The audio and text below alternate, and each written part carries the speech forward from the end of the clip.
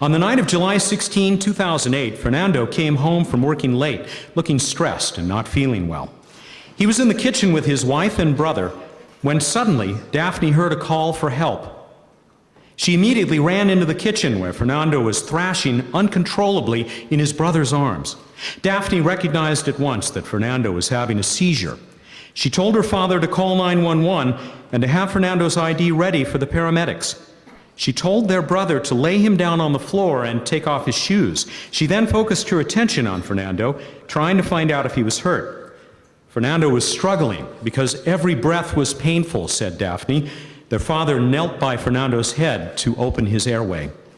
Fernando continued to thrash uncontrollably. Realizing that CPR might be necessary, Daphne located the correct spot on her brother's chest and placed her hands there. She began to calmly ask Fernando to focus on breathing slowly. Through gritted teeth, he said he was in pain.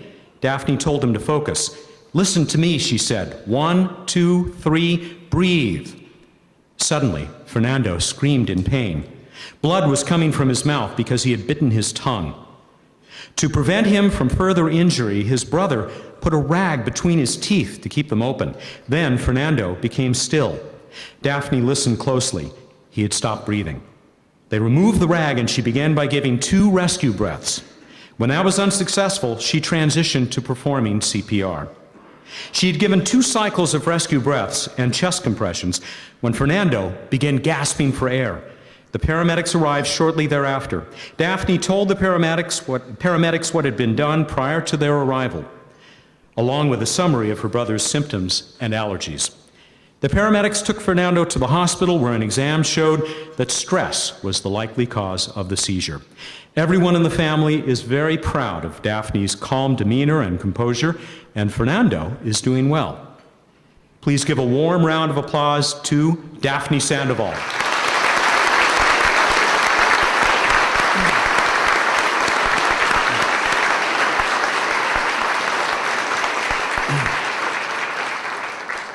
Hero.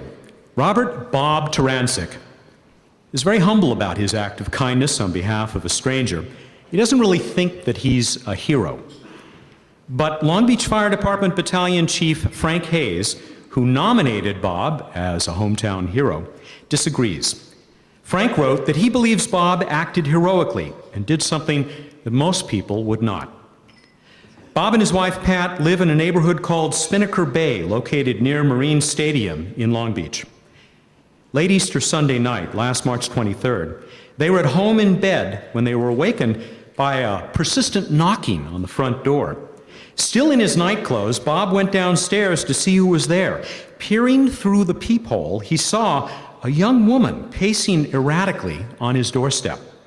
She seemed very intoxicated, Bob said. The 20-year-old woman had been at an Easter party on a boat docked near his home. She told Bob she wanted to go home, but the friends she rode with were, quote, drunker than she was and did not want to leave the party. She asked Bob to give her a ride home to Monrovia. Bob was somewhat taken aback. "I didn't know what I was going to do," he said, but he told her to wait on the porch while he went upstairs to change. When he and his wife returned, she was gone. Bob and Pat hurriedly went to look for her and soon heard splashing in the bay about 100 feet from their home. She was trying to swim across the bay, babbling incoherently. Bob ran to get a flashlight and his cell phone. When he returned, his neighbor had arrived with the key to unlock the dock gate. The 3 of them tried to pull the young woman up out of the water, but she pulled away and swam underneath the dock. She tried to come up for air between the dock and a boat, but the space was too small for her head. She tried to swim back under the dock toward the seawall, but came up floating face down. Bob jumped into the cold bay, and with the help of his wife and daughter, they were able to push her up out of the water.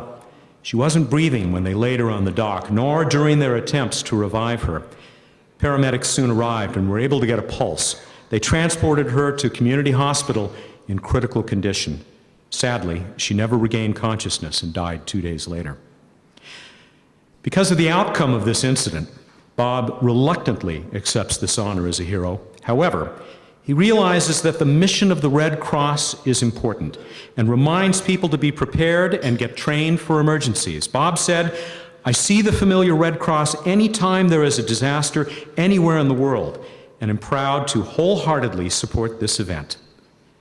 Please join me in recognizing Bob Tarancik.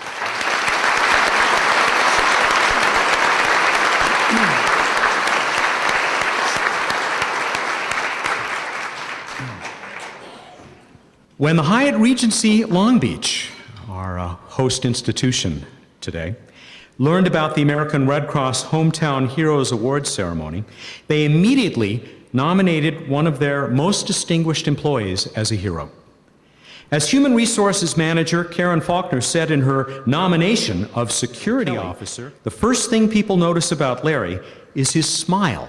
It is never ending. The next thing you notice about him, next things, are his expert way of handling guests and his unwavering reliability. He has an outstanding ability to turn a frightening incident into a calm and controlled situation. When his radio crackled with a Code 2 medical emergency in the Beacon Ballroom the morning of October 15, 2008, Larry was presented with another opportunity to prove his reputation is well-deserved. He immediately went upstairs to answer the call and arrived to find a room in chaos. Hotel convention guest Ms. Haycock was having uncontrollable seizures. Her frenzied colleagues from the California Association of Realtors were clustered around her in a panic because they did not know what to do. Very calmly, Larry walked over and quickly took control of the situation, reassuring them that he was professionally trained to deal with this type of emergency. He asked the crowd of onlookers to please step back and give Ms. Haycock space.